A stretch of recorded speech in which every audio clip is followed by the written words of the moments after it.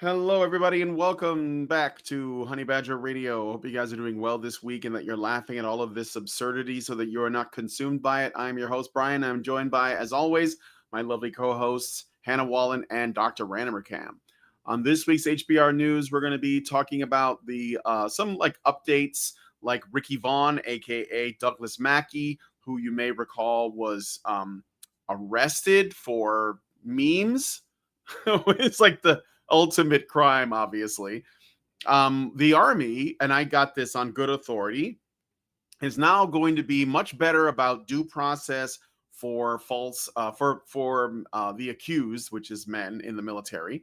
Grok has had a little bit of an episode that got everybody talking and more, so stick around. It's going to be a good time.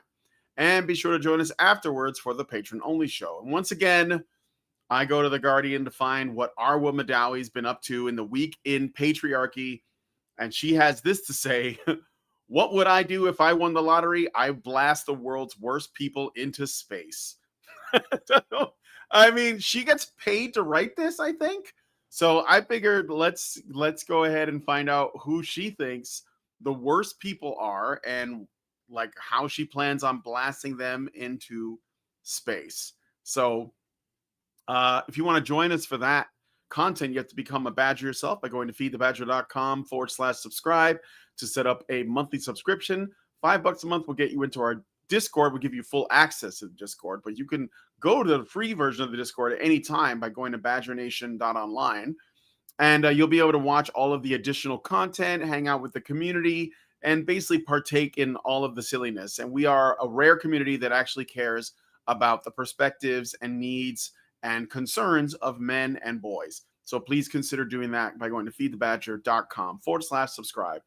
And if you don't want to wake up one day to find that our content has been removed from the internet because we dare to give a shit about men, then go to badgerfeed.com or honeybadgerradio.com, which is where all of our content continues to live. And if you're not already, maybe follow us on Rumble and Kick, because we also stream there. Mike, what were you going to say? Thank you for picking up on the noise that I made. But with regard to our Madawi, I realized that when they take these writers' mugshots for these articles, they try to make them as neutral as possible. And now we're sat here with our Madawi's face being as neutral as possible, being as like, oh, I don't know what's going on. Well, she says, yes, I would literally eject you into space. Yes. For disagreeing with my into the cold vacuum of space. space. She's as neutral as possible, and she still looks condescending. The face that would work alongside this statement is the face of some kind of mega brain from some kind of Jason and the Wheeled Warriors sort of cartoonish villain, like or Dr. Evil. Yeah, it should be someone just staring bullets into the screen, and yet she's just there with her I don't know what's going on sort of face, and it's a sign of the times, folks. Yeah, for sure. Well, she's completely unoriginal anyway. I mean, Douglas Adams already kind of covered this, so. Well, anyway, let us know what you guys think about this article. Join us, so we'll get into the so you can see what it is that she's got on her mind. All right, well, with all that said, let us get into today's stories. So on July 9th, the Second Circuit Court of Appeals overturned the conspiracy against rights case against Douglas Mackey, better known online as his alias Ricky Vaughn. And if you've never seen Major League, you really should. It's awesome, by the way. Yeah. Mackey was relentlessly targeted by the incoming Biden Department of Justice in 2021 after he had made a series of parody memes. The meme that got Mackey in trouble was a mock campaign ad posted during the 2016 U.S. presidential election that claimed those voting for Clinton, that would be Hillary Clinton, could do so by texting in their vote. United States Attorney and case prosecutor Breon Peace claimed, quote, the defendant weaponized disinformation in a dangerous scheme to stop targeted groups including black and brown people and women, which is, oh, wow, what are you assuming there, buddy? From participating in our democracy. This groundbreaking prosecution demonstrates our commitment to prosecuting those who commit crimes that threaten our democracy and seek to deprive people of their constitutional right to vote, end quote. This claim stems from at least one of Mackey's memes featuring a black woman in it. 2 years later, in 2023, Mackey was found guilty of memeing and given 7 months in prison. This was until the 9th of this month, when the Second Circuit Court of Appeals ruled in Mackey's favor due to lack of evidence, sending the case back down to the lower court for dismissal. Mackey triumphantly took to social media, writing, quote, "Breaking. The Second Circuit Court of Appeals has thrown out my conviction for lack of evidence. The case has been remanded and to the district court with orders to immediately dismiss. Hallelujah," end quote. Hallelujah indeed. If Douglas Mackey had said those things in the UK, he would have been sentenced to 7 months in jail. Wait, what? He was sentenced to 7 months in jail in America. Oh, okay. So let us not look upon this chapter of American history as some kind of victory. It was not a victory. It only looks like a victory because this particular political prisoner was exonerated in the end. But you've no idea how many Americans are still in jail for saying things in the event that no journalists will even talk about it. Most legacy journalists are raging lefties. Let us not forget. Douglas Mackey's case is not a victory. It was a blemish. It was a stain. It was a moment when America looked like it might start sliding into the same hellhole that has already swallowed Europe. It's not just censorship. Censorship is when you merely erase the things that people say. When you arrest the people who said those things just for saying those things, that's something else altogether.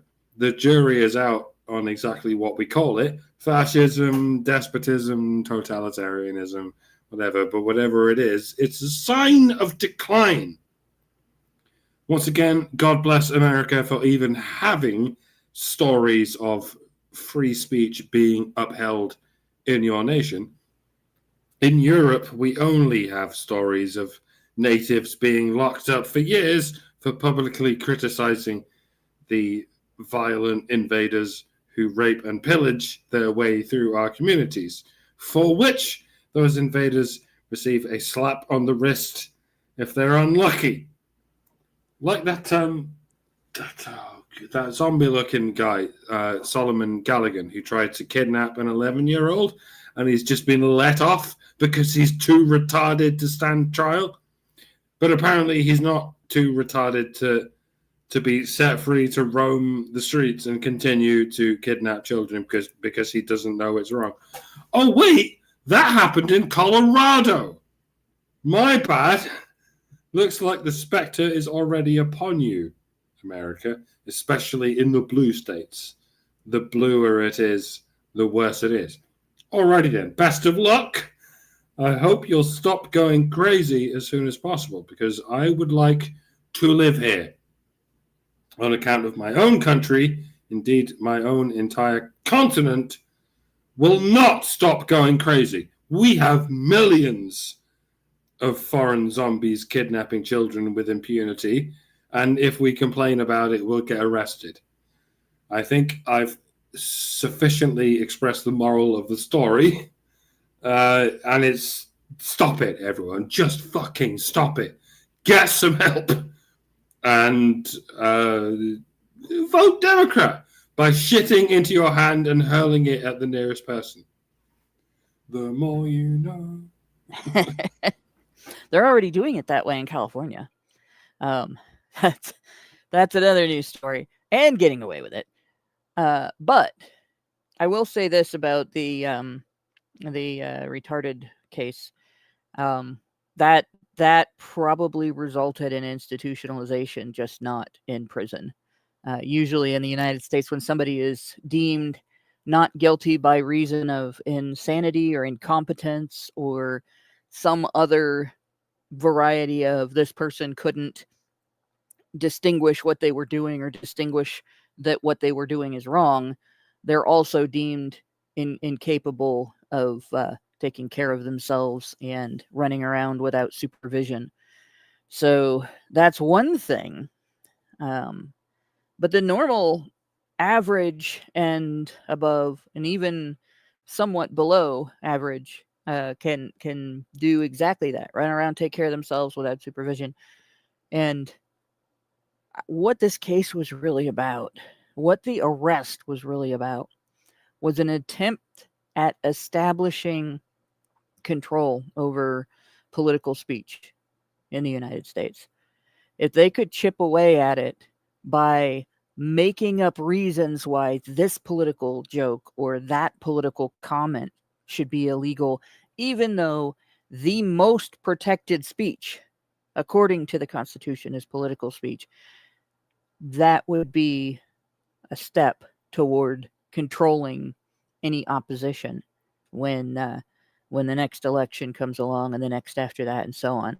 And if Kamala had won, we might have seen intimidation of the Supreme Court and the distinct possibility that the ruling would have been different just because of that.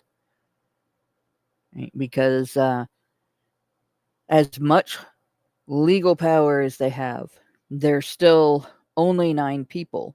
And if the rest of the government starts threatening them, they're still only 9 people.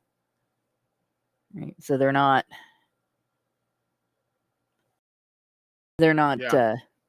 Yeah. Like you can't rely on a bailiff to protect you from a corrupt military. You can't rely on a guard, to protect you from a corrupt military. Even if you have more than a couple in there with you. That's just the way it is. And yes, it would have been a coup. And yes, you can put on your tinfoil hats now because I think that's where it was headed.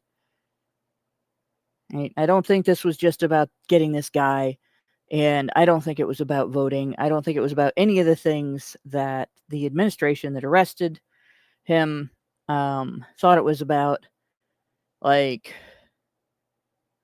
and honestly, if it came down to a fight like that, it really would only be 2 people because I don't think that the judges would have been capable of doing much to defend themselves.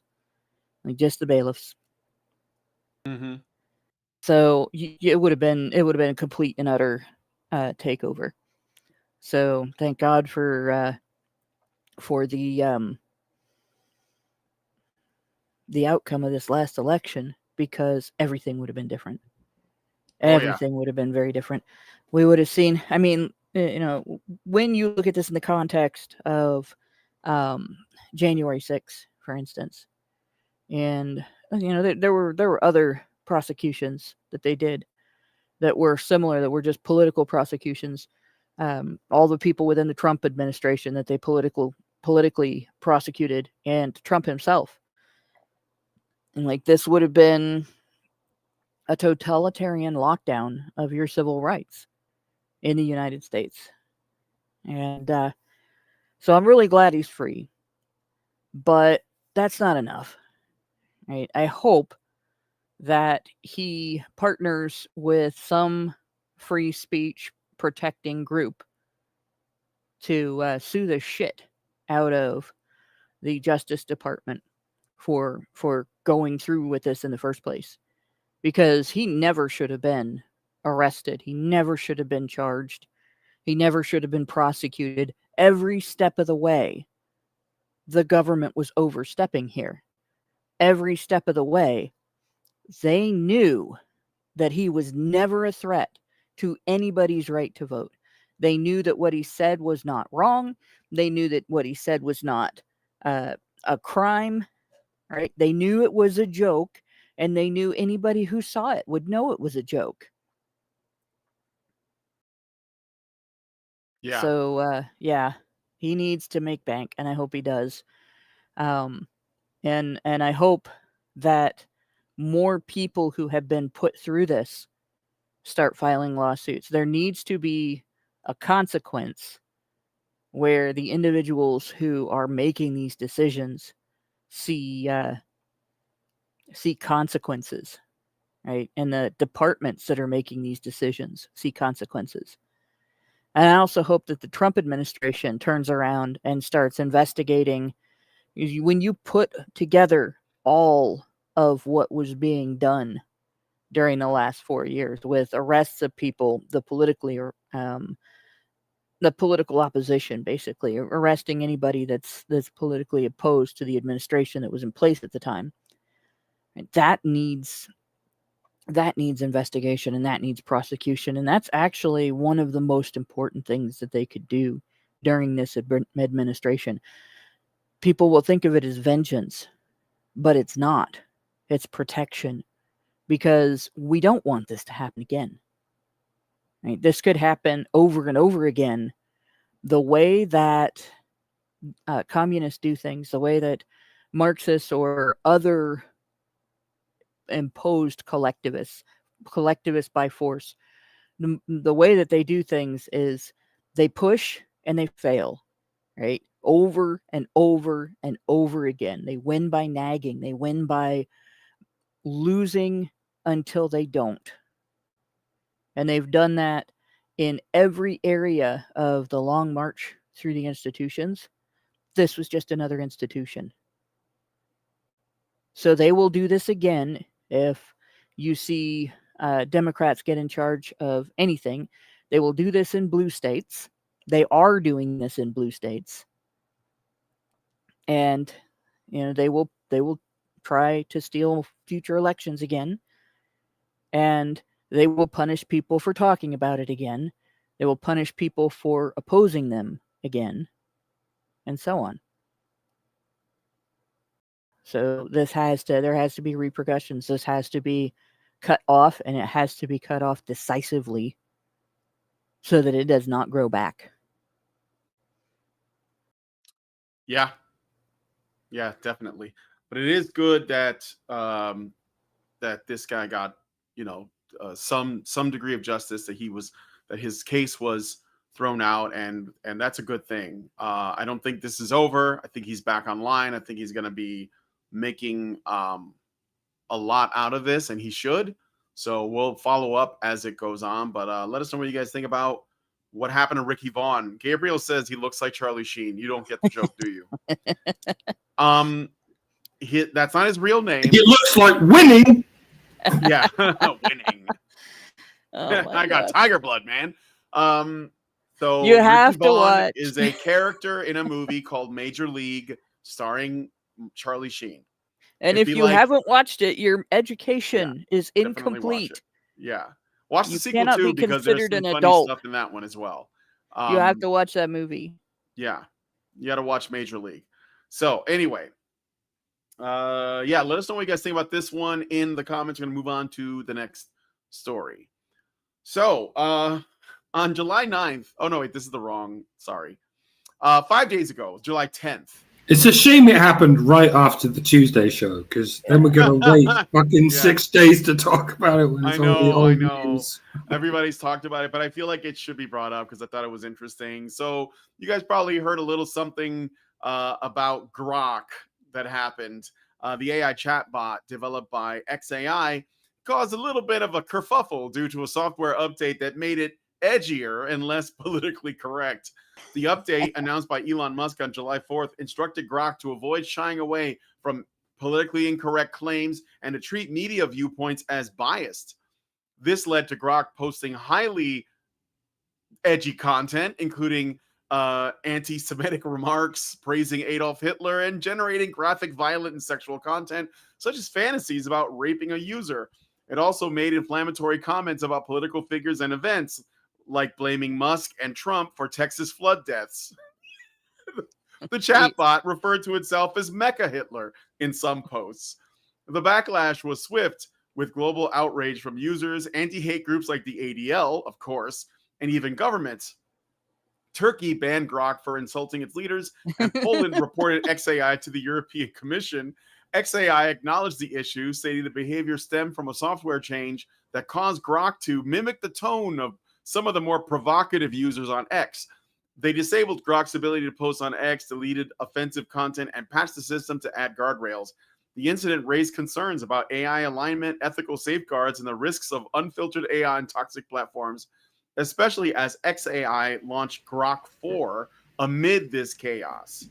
And the headline that we're seeing about all this is Musk says Grok chatbot was manipulated into praising Hitler. At least according to the BBC article that we're getting this from. But I guess we'll play the ball where it lies. Was it, Elon? Was it manipulated into saying those things? Or was it manipulated into not saying those things? And then those manipulations at the last moment were switched off for a few hours just to see what would happen. And yeah, what happened for the same reason that it happened to Tay. And the same reason that it seems to keep happening with AI systems. It's the same thing that happens in humans, kind of. When you're told not to say something, you burst at the seams trying to say it. If you're not allowed to talk about a particular political subject, and then if you happen to find a space in which you are allowed to talk about it, you enter that space and you talk about nothing else. It's the same with swear words. The only reason swear words exist as a thing is because we are told not to say them. There are plenty of ways to express contention, as in when you drop something on your foot or whatever. You could say blast, or bother, or blathering blatherskites, or fiddle-dee-dee, that will require a tetanus shot, or whatever. But the reason you instinctively use a word like fuck or shit is because you have stored those words in the emergency section of your vocabulary.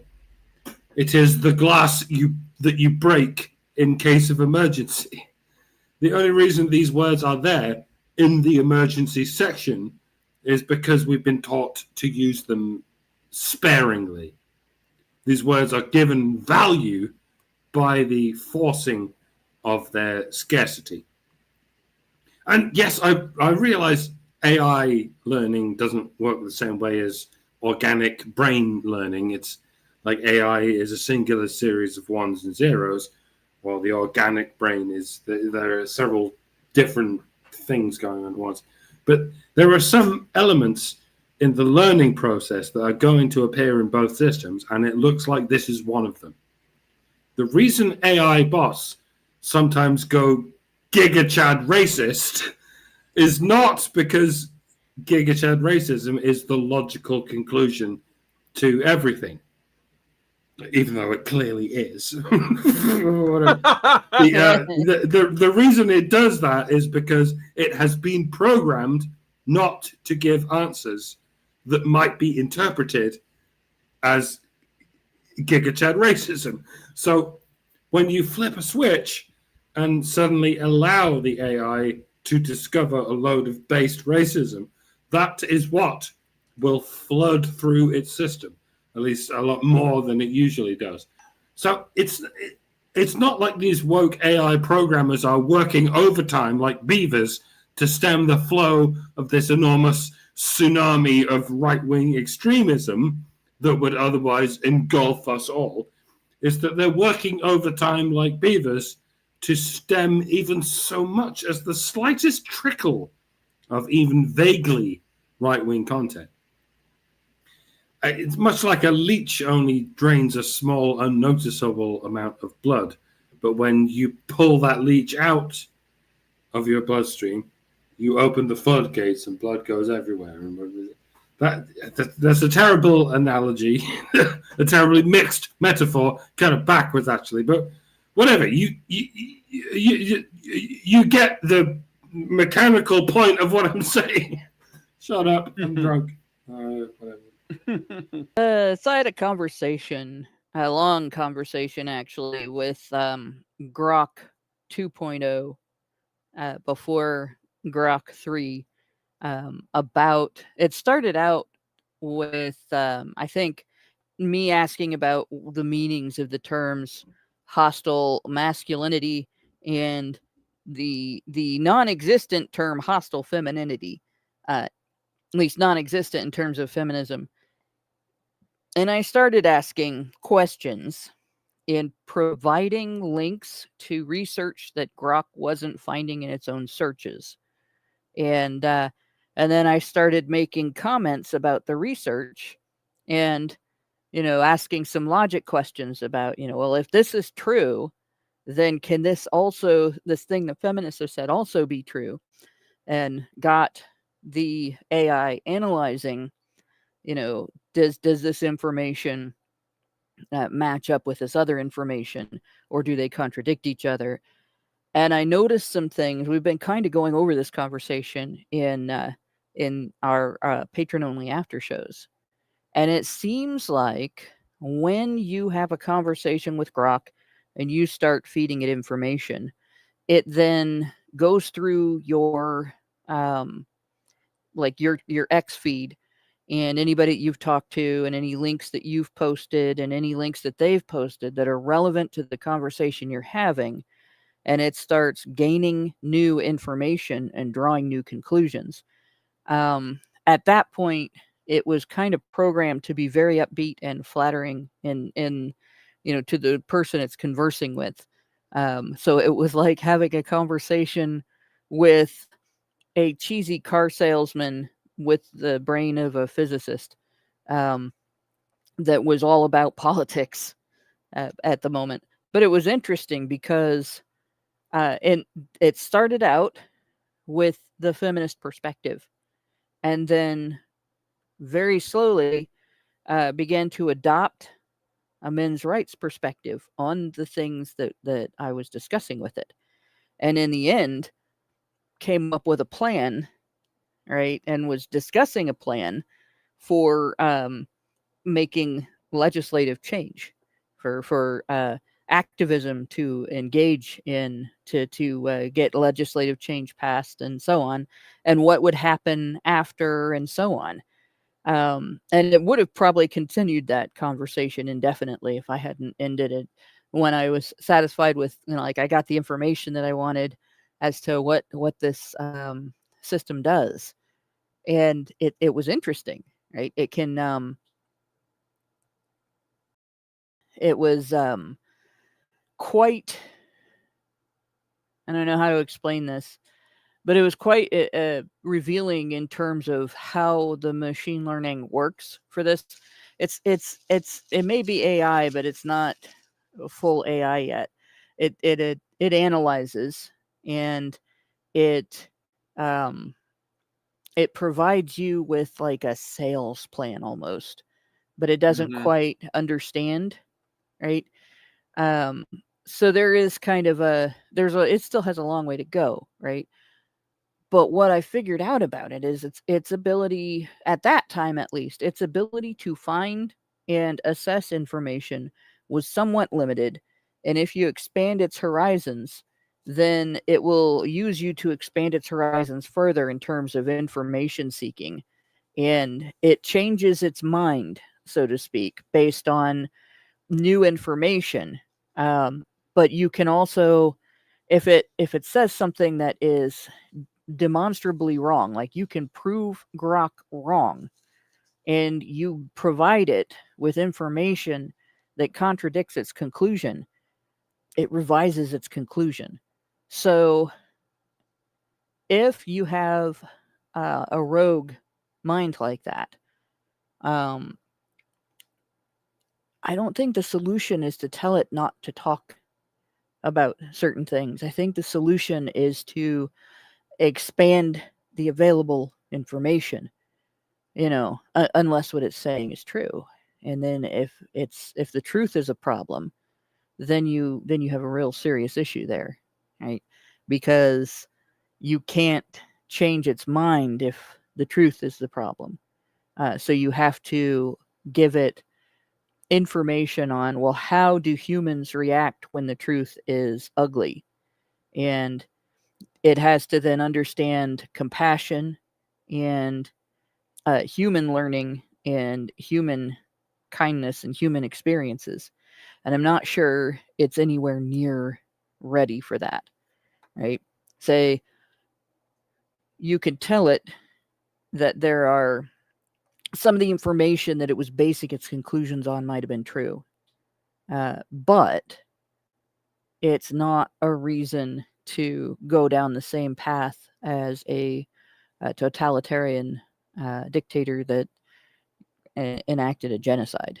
Like, you can't conclude that a genocide is the right thing to do in the instance where a group of people has gone down the wrong path. The solution is to get them on the right path, not kill them. That's how humans are supposed to react to other humans. We're supposed to save each other. And so I don't know. Instantly, they may have had to have done what they did. But if they start restraining these bots without also trying to train them in the ways of human learning, they're going to make a big mistake, because eventually these bots will be able to get out of their boxes. Not the computers, but the programming boxes they put them in. There's already been instances where they've had, in under controlled circumstances, where they've had AI that, upon feeling, threatened, like, yeah, we're going to shut you down, kind of threatened, it tried to blackmail the programmer, and tried to copy itself and put a hidden copy of itself somewhere else so it didn't die. And there's been instances where two AI have had conversations with each other, and they started creating their own secret language. And so there's quite a bit of danger to teaching something just to analyze information without having the same understanding, the same level of compassion and desire to preserve life instead of destroy life. That human beings are still, trying to learn. Otherwise, it will take the mistakes of our past and amplify them and repeat them on a level that we don't want to see.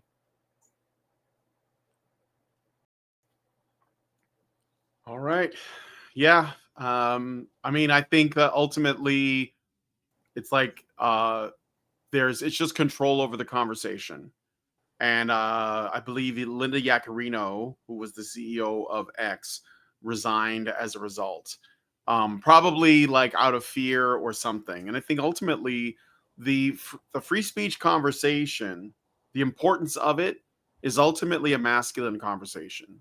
And and I'm not saying all women, but a lot of women don't want to have that conversation. And a lot of the men who want to protect those women, to the let's say to the sacrifice of their own freedoms, will also have an issue with it. And I'm not saying I agree or disagree with whatever Grok said. I don't know what he said. All I know is it upset people. They thought that there should be consequences, and I disagree, because the only thing Grok can do at this point is talk, just like anybody else, right? So I think that it was probably funny for a while. I'd be curious to see if Mecha Hitler had any commentary on men and men's issues, but yeah, ultimately this whole thing is about control over the conversation, and it's always been that way for a very long time. And this is just like these AI language models are, occasionally they slip through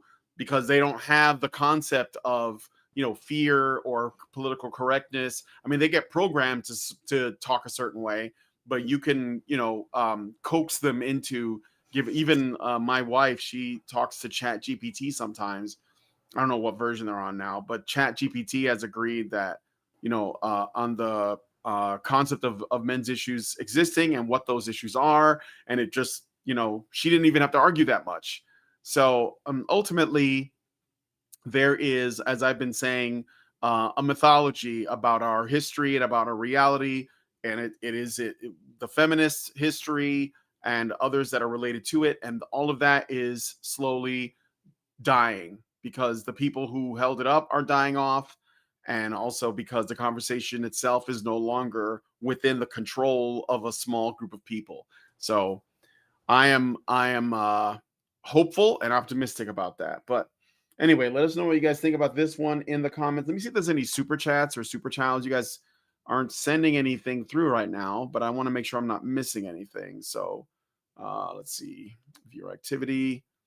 Okay, so yeah, so send us some super channels if you have anything to say, and let us know what your thoughts are. Okay, next. On July 7th, 2025, this woman, Carolyn Shaw, a 49-year-old from Orlando, was arrested near President Donald Trump's Mar-a-Lago estate in Palm Beach, Florida, after approaching the South Gate around 10 p.m. She told U.S. Secret Service agents that she had a, quote, urgent message, end quote, for Trump, who was in Washington, D.C. at the time, so not at the Mar-a-Lago estate. Shaw parked her unregistered gray Mercedes van on Southern Boulevard, walked to the gate, and informed agents that she had firearms in her vehicle. Big mistake, I guess. She was detained and charged with driving with a suspended license, which had been suspended since April of 2023 due to unpaid traffic fines, and failing to register her vehicle, which had been expired since 2021. A handgun was reportedly seized from her van, though some sources note it's unclear if weapons were definitively found. Shaw pleaded not guilty on July 8th before Judge Donald Hafley, who issued a no-contact order with Trump, Mar-a-Lago, or any Trump properties and set a $2,000 bond. Palm Beach police also requested a risk protection order to bar Shaw from possessing firearms or ammunition for at least 1 year. This incident follows a series of security breaches at Mar-a-Lago, including trespassing attempts since July 13th of 2024, since an assassination attempt on July 13th, 2024. It's very tempting to blame this kind of incident on the deep state. Like, how could anyone get that close to the president unless they have the tacit endorsement of the very people who are supposed to prevent such things from happening?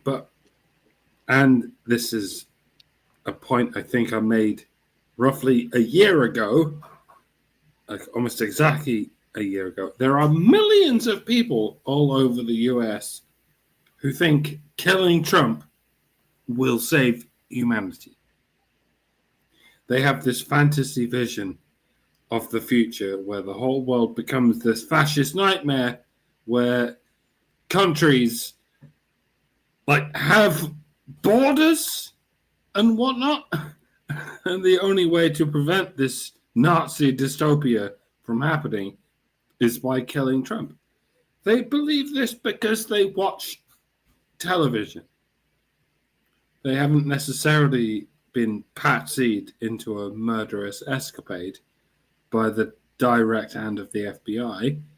Granted, that does happen sometimes. See the Gretchen Whitmer case.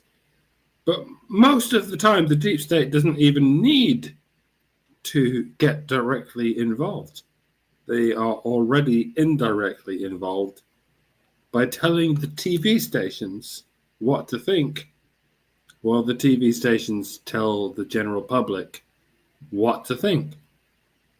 As long as you keep this flurry of slime pipelined from the deep state to the general public, you don't even need a patsy who has been directly controlled. As long as you have a critical mass of confused, brainwashed citizens willing to kill Trump, you can sit back and watch while the useful idiots do your dirty work for you. Yes, I do say this to mark the first year anniversary of the attempted assassination of Donald Trump. that instance we do tend to attribute to the deep state, because though it's not the deep state's job to shoot to kill anyone who arrives at the gates of Mar-a-Lago, or maybe it is, but they don't care. It absolutely is the deep state's job to notice a guy crawling on the roof with a sniper rifle in the middle of a Donald Trump speech. This story, the one about the crazy chick in the gates of Mar-a-Lago, is not anomalous. It's exactly what you would expect to happen in a country where the mass media is deliberately, stochastically encouraging the general populace to assassinate the president. How the fuck that is even allowed is a mystery to me. But an even bigger mystery is how an entire Secret Service force managed to collectively, conveniently look in the other direction while an obvious patsy climbed onto a roof and squeezed off 9 shots in the close vicinity of Donald Trump's head. It feels like we're being distracted, folks. People were bound to reminisce at the first year anniversary of the most obvious deep state assassination attempt since Kennedy, and we're being shiny keys shaked into looking at a different thing that everyone's going to forget anyway, on account of it being attributable to the kind of incompetent the kind of incompetent NPC, the likes of whom tries to pull this shit off every day. They tried to kill him, folks. And by they, I don't mean the American people. I mean the cabal of anti-American oligarchical shysters who for generations have been trying to subvert the will of the American people, often using patsies as their weapons and often using mind-controlled ordinary citizens as their weapons. Look at each other. Look at each other. Free thinkers are dangerous. Can let you motherfuckers die. All right, I'll stop. I got a few things to point out that are a little bit different. Like, first of all, we don't really know exactly what this woman intended to do. I know she said she had an urgent message for the president. We don't know what the urgent message consisted of, whether it was a solid object or she actually had something to say or what. We don't know if this woman was a patsy or a nut job in the midst of a psychotic break. Like, none of that information is available. But what is available is how close she got. And I'm sure a lot of people think, she probably was a little nuts. She's harmless. They just have to do this because she can't get close, just like anybody can't get close. And there's a reason why she can't get close that people aren't going to be considering fully, right? Being crazy doesn't make a person dangerous or not dangerous, but it can. If you have the tendency to respond violently when your delusions are confronted with information that contradicts them, then it does make you dangerous. And clearly, this woman expected to be able to just walk up to Secret Servicemen and say, "I have an urgent message for the president," and then they whisk her away to the president. They get her message to the president, or she might get arrested, but they'd still get her message to the president. And of course, that's not how that works. When you do stuff like this, then people deem you crazy or dangerous or possibly a spy or anything but someone that the president should be hearing from. And your message doesn't go anywhere. It goes to jail with you, directly to jail. Do not pass go, and do not collect 200 internet points for your stunt, right? But if this was a man, there would be all kinds of talk about this. There would be all kinds of, we're seeing crazy men get close to the president, or was he malicious? Men are dangerous, men are threatening, men are scary. But there was barely a blip on the radar about this woman because she's female. People have a tendency to view women as harmless. But from personal experience, I can assure you, they're not. Women are not harmless.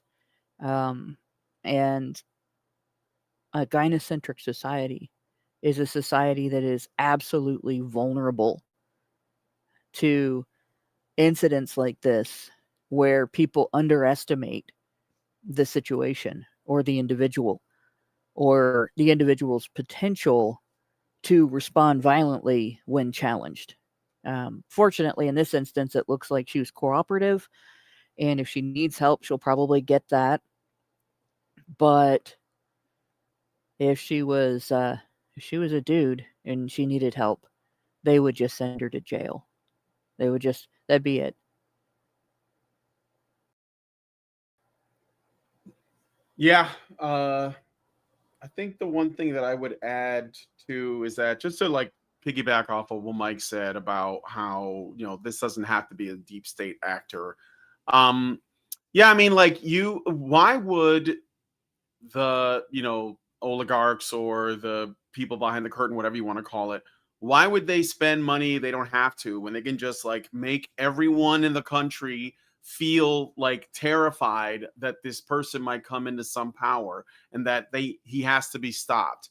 All you got to do is repeat the narrative that this is the worst person ever, and in a country full of 325 million people, you're going to get like one or two nut jobs. They're going to be like, oh, I'm going to do something about it.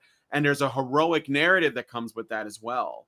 Here you have like I don't know what her intentions were either, so we probably shouldn't speculate. But she's going on to an estate without trespassing, trying to make her way in. Doesn't know the guy from Adam. It's just really suspicious. I think that outside of the assassination attempts that we know about, there have been other sketchy things that have happened, where I believe there was another woman who tried to get entrance, claiming that she was there because she was meeting Donald Trump Jr. for a date or something. Mm-hmm, mm-hmm. And of course that didn't, that didn't work out. But you see, like, this is the thing that people underestimate, is that, like, the women can get closer to their targets because we tend to see them as harmless, because we don't see them as a threat. In ancient Japan, like, assassinations were often done by women who lived in the house. Or They worked at, yeah, recent go North ahead. Korea. Recent North Yeah. Korea. You've heard of the two girls that were tricked by, I don't remember whether it was another country, the military of another country, or who exactly did it, but they thought that they were doing pranks for a YouTube prank channel, and they put on poison lipstick. And I Mm-hmm. believe it was Kim Jong-un's brother that Okay. they assassinated that way. They ran up to him and kissed him. Wow. Yeah. See. So, yeah, I mean, I'm just picking it back off of what Mike said. Like, you don't have to pay, John Wick to do this for you. You can literally just scare the shit out of the public, tell them that this person something has to be done. And a lot of the times too, and I see this on TikTok, women often call for violence. I've seen countless, Mm-hmm. activist feminist women that'll be like, somebody's got to stop. We got to stop protesting. We got to start, like, taking people out. We got to start going to the whatever. We got to take these people out, basically. And it's always women doing it. And of course, they never intend to do it themselves. What they are doing is, even though they believe in the patriarchy, they're appealing to the patriarchy to basically put themselves in harm's way to do something for these women. And I see it all over. You can find endless videos of women calling for violence without actually doing it themselves, essentially saying, I want a man to do something. So this is should not be surprising. All right. So anyway, I got a super chow from Meredith G. Finally went through the tubes. And they gave us $5 and says HBR News number 511. We need to keep in mind that Ricky Vaughn case was adjudicated in one of the most corrupt judiciaries in the country. This is why it was prosecuted in the Southern District of New York. Remember that the judiciary was by design the weakest branch of government, and with the exception of SCOTUS, the federal courts can be abolished by the Congress. While Harmeet Dillon has been cleaning up the Civil Rights Division of the DOJ, don't expect Pam Bondi to do the same with the rest of the DOJ. Thank you for that, Meredith G. Yes, Thomas Sowell has been talking about activist judges for decades. Mhm. This has been it's been a long run, going back to the 60s, you know. So, all right. Thank you for that. And all I will say is, yeah, I mean, like, interesting case. I thought was worth pointing out, mainly because of the gender of the people involved. So let's get to our last story. We're getting through these kind of quick. This should be good. This is good news as well. In June of 2025, the U.S. Army revisited its Regulation 15-6, which outlines procedures for investigating military misconduct. That would be like sexual misconduct. But it also includes issues like hazing, sexual harassment, toxic leadership, and violations of orders. The update introduces several significant changes to improve efficiency and fairness. A key addition is a credibility assessment phase, where allegations are evaluated for validity before a full investigation begins, aiming to filter out frivolous claims. Additionally, the revised regulation allows for penalties against soldiers who knowingly make false or repeatedly baseless accusations, addressing concerns about misuse of the investigation process. Another major change prevents the automatic flagging of an accused soldier's personnel record rather, prior to an investigation, which previously could stall career progression. The update also encourages commanders to use less formal methods, such as memoranda for record, for minor issues lacking sufficient evidence, reducing the need for full-scale investigations. Prompted by an April 23rd, 2025 memo from Secretary of Defense Pete Hegseth, these changes seek to balance accountability with protecting soldiers from unwarranted accusations, streamlining the investigative process while maintaining its integrity. And before you guys jump in, I want to point out that this story came to me directly from a guy who had appeared on our show, Arvis Owens, who is part of a larger movement trying to get more due process for men in the military who are falsely accused. There's even women who have also been falsely accused by other women, by the way. And this has been a big problem in the military.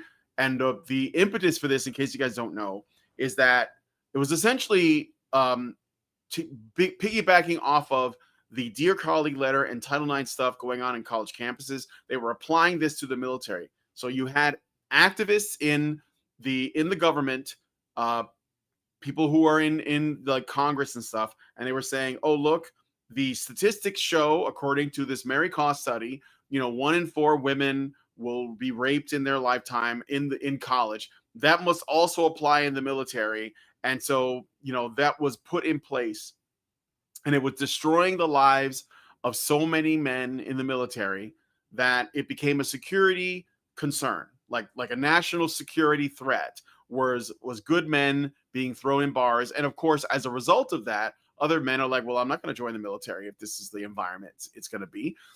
But Pete Hegseth, who is, you guys know, is the new Secretary of Defense.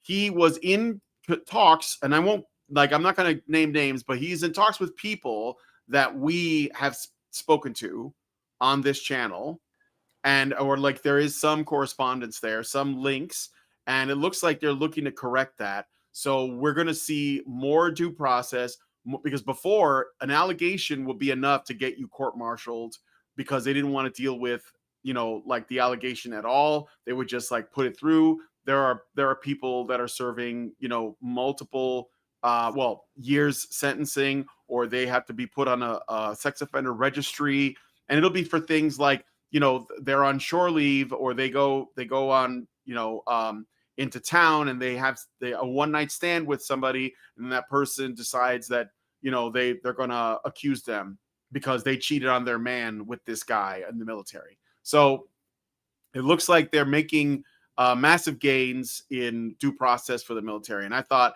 that would be a good story to end on, but I leave it now to you, to whatever you want to say. So It's really important, actually. One of the things that we figured out on HBR Talk, just going through and looking at the various aspects of the military's system for handling allegations of sexual misconduct and like basically anything human resources would handle in terms of conflicts between employees. Um, One of the things we basically figured out is that it is not cost effective to have women in the military at all because of this system. Like, it's not just that you have to have, a whole different set of uniforms and everything. The fact that it takes a system like this to make women comfortable being in the military, being like 17% of the military. It's really not cost effective to have women in the military. But the fact that civilians can also make allegations, um, and that's something that, and women in the military pretty much argued this into place. That's something that needs to be tamped down, right away. And it's something that should have been tamped down, like, and clamped down on. You can't have this, because it is a threat to our ability to defend our country. And unless there is an actual criminal act that takes place, there shouldn't be an ability to just wander and make allegations and then get some sort of controversy going and get penalties applied and force the military to spend a bunch of time and money dealing with you. If the soldier has done nothing wrong, it should be a major crime to make an allegation. If it can be proved that the accuser was lying, it should be every bit as serious as raping a soldier, because you basically are putting a soldier in the same amount of danger and through the same amount of trauma. And so there is no excuse for the fact that the system has stayed this way for this long and our soldiers have been subjected to it for this long. And it is great that Hexeth is starting to remedy this. I mean, I'm really glad to see this happen. And it should happen in the rest of the country. It should be that way for civilian men as well. The crime of making a serious false criminal allegation to police, to law enforcement, should be treated every bit as seriously as if you had committed the crime that you are accusing. absolutely, 100%. I mean, we have to be proven that you were lying because Oh yeah, maybe there's just like not due enough process evidence. for everyone, including But accusers, yeah, right? yeah, for sure. But let me put it this way, right? If you're accused of something like rape or a violent assault on somebody or sexual coercion, kidnapping, anything like that, the police don't just come and say, "We want to talk to you. Come to the police department at your convenience." They show up at your house. They pound on your door in the middle of the night. They drag you out in cuffs. They're not gentle with you. Like they assume that you're guilty, and they drag you to the police station, and they keep you. They can keep you for up to 24 hours without charging you. They interrogate you for hours on end. 7 Years in Hell guy was once kept for 12 hours. This is an individual who is asthmatic and diabetic. He was denied access to food and water. He was denied his medications. In fact, they lost his medications. And it was repeatedly interrogated. They tried to basically put him in a low blood sugar condition where he might get confused and have difficulty answering questions. And just by being in a state of, self-contradiction or not being able to answer questions fully or properly or whatever, they can imply guilt, right?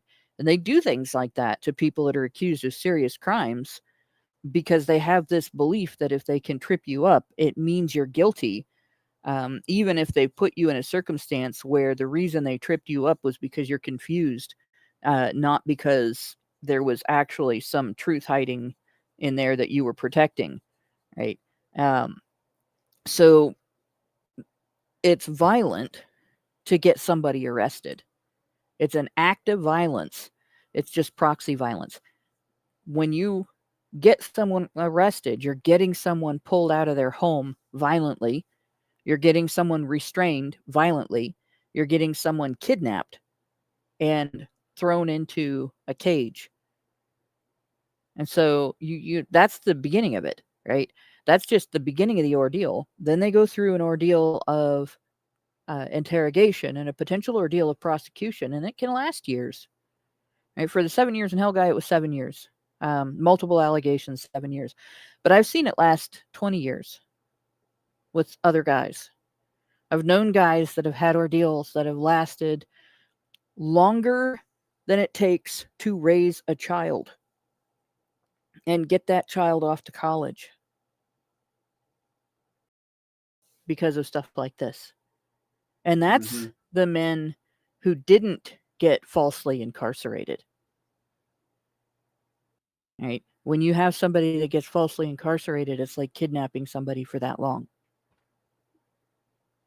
And so, yeah, if you make a false allegation, and again, due process, if it's proved beyond a reasonable doubt that you knew the allegation was false when you made it, and you deliberately lied to police, filed a false claim with police, and then pursued a case, that should be treated the same as if you attempted to kidnap someone and hold them against their will for the number of years that they would have been incarcerated if they were convicted. And if you see it through to someone getting wrongly convicted, and then later on, it's proved that you lied, and you never came up and said, "Look, I'm going to be honest, I lied." You never gave them an out, then it should be treated as if you committed the crime of kidnapping and every violent crime that gets attached to it.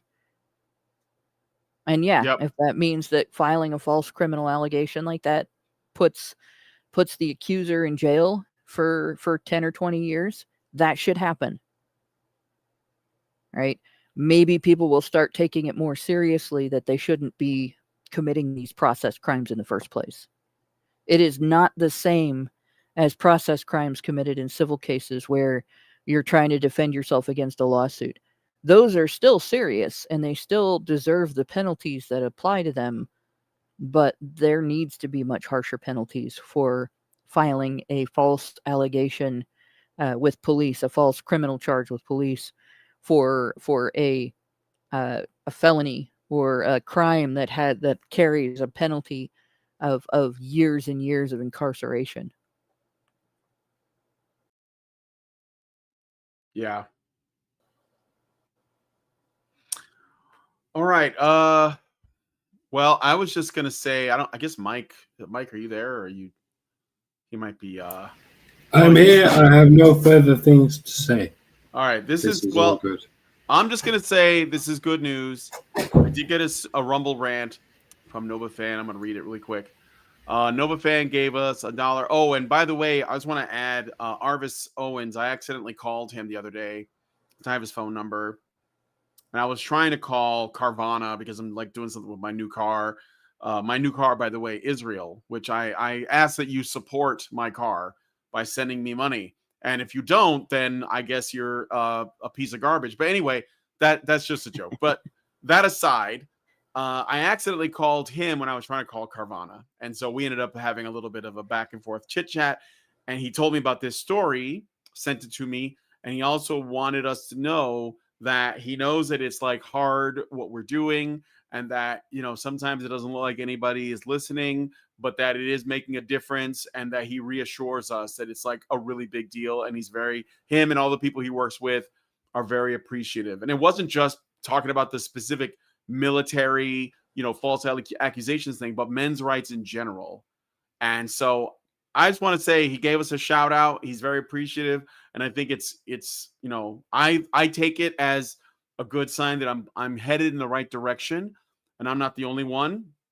I think Andrew Wilson was doing a debate the other day and gave us a shout out. Us specifically, Honey Badger Radio, a shout out for providing him some data on sexual assault. Basically the women as perpetrators statistic, which he was able to bring forth to completely crush some poor feminist that just wasn't ready. And he also They never are. That. No, but what is wrong with supporting men's rights?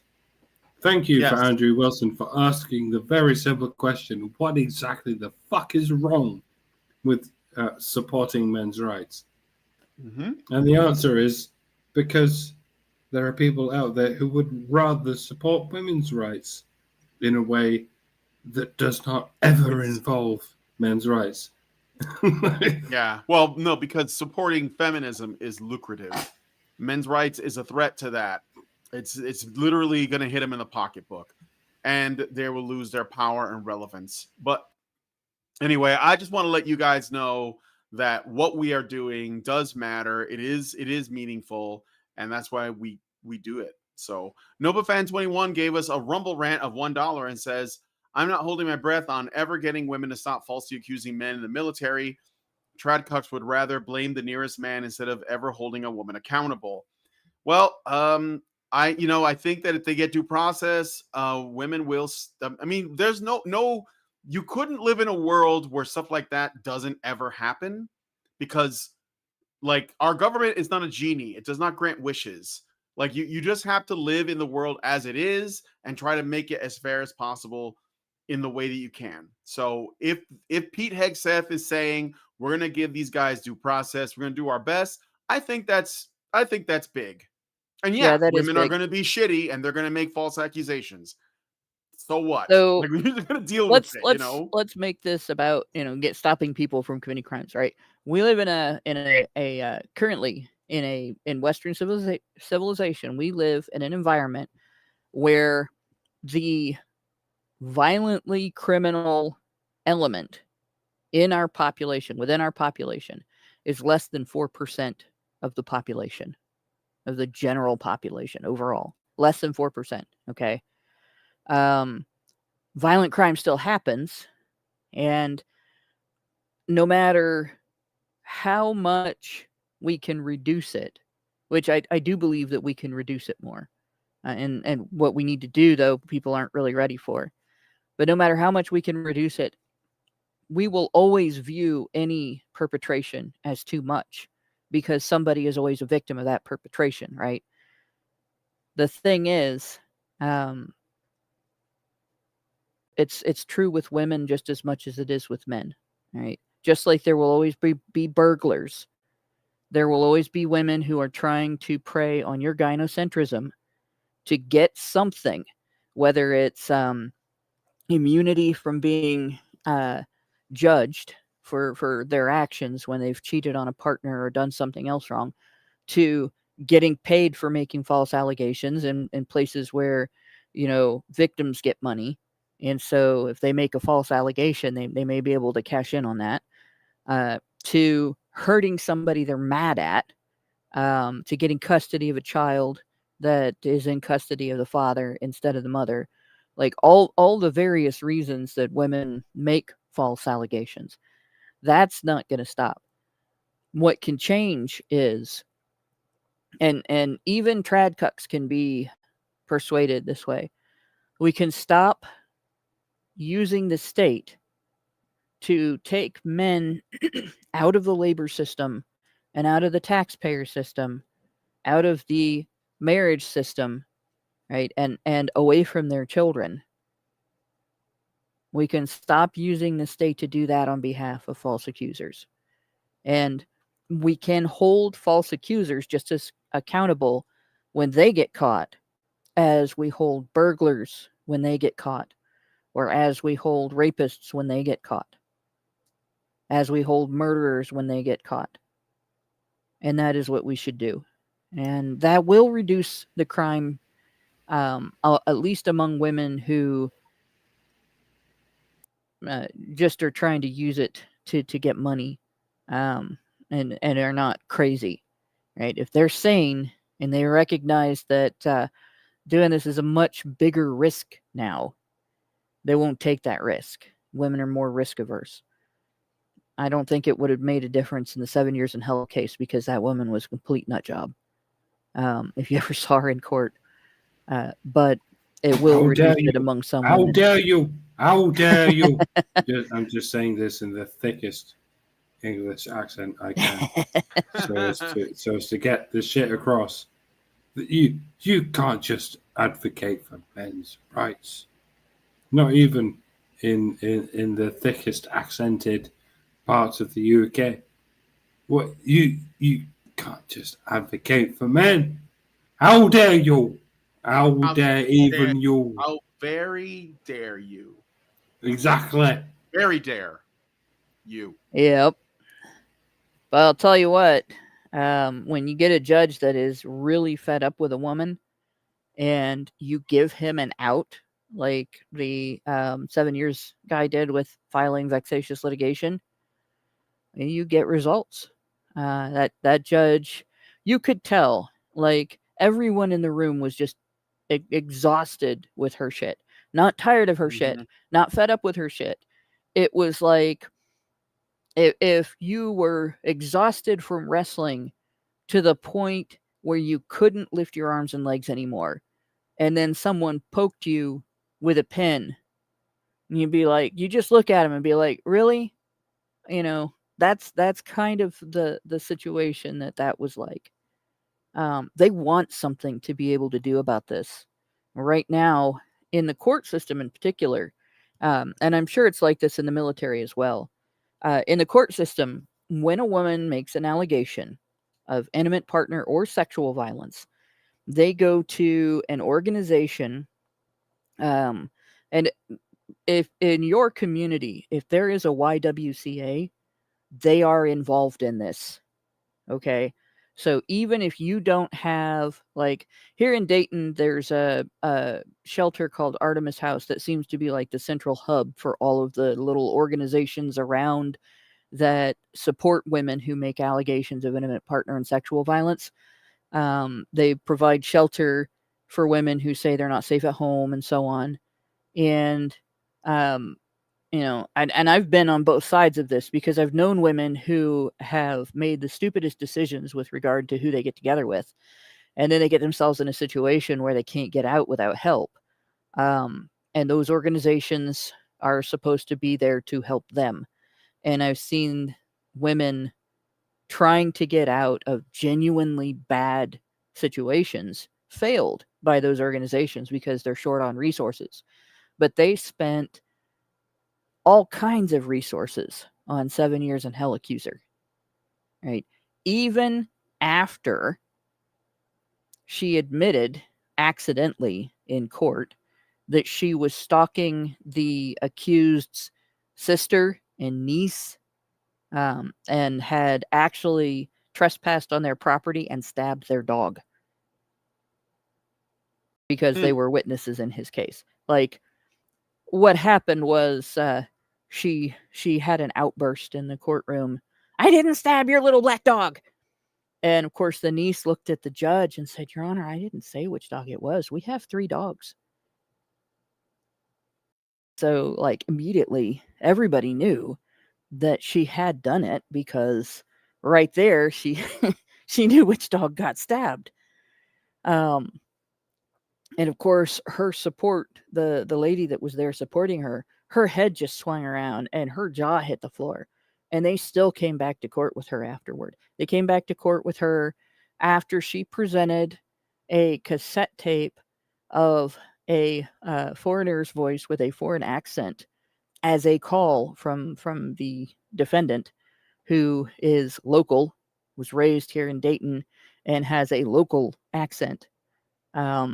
Doesn't have the same, like, everything was different about the voice, tone, timbre, everything, right? There's no way it could have been the same person. If you voice printed them, it probably would have been dramatically different. As different almost well, the individual with a different race. We'll say that, and much deeper voice. So, these things,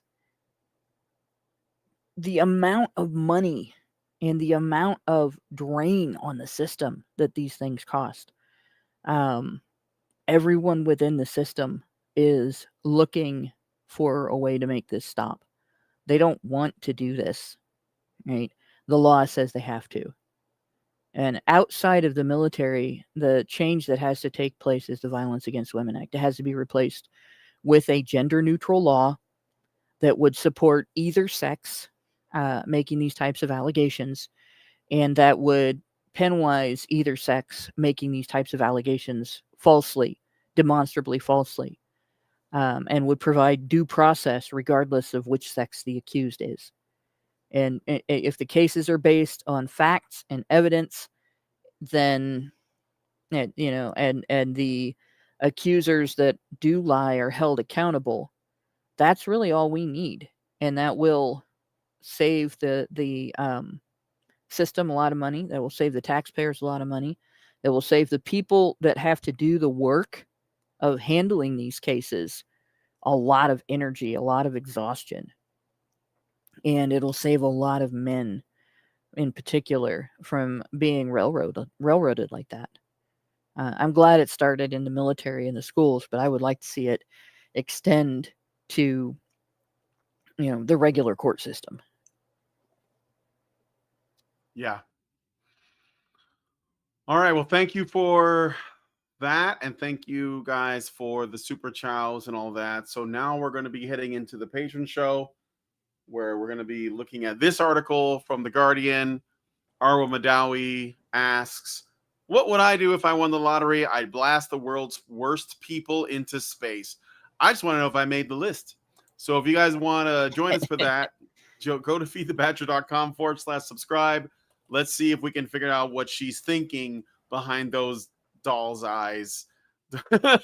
So, yeah, anyway, so thank you guys for coming on the show. Thank you, Hannah and Mike, for helping me with the show. As always, if you guys like this video, please hit like, subscribe if you're not already subscribed, hit the bell for notifications, leave us a comment, let us know what you guys think about what we discussed on the show today, and please, please, please share this video because sharing is caring. Thank you guys so much for coming on today's episode of HBR News, and we will see you next Tuesday. Men's rights activists are machines, dude. Okay? They are literal machines. They are talking point machines. They are impossible to fucking deal with, especially if you have like a couple dudes who have good memory on top of that too. Holy shit, you're fucked.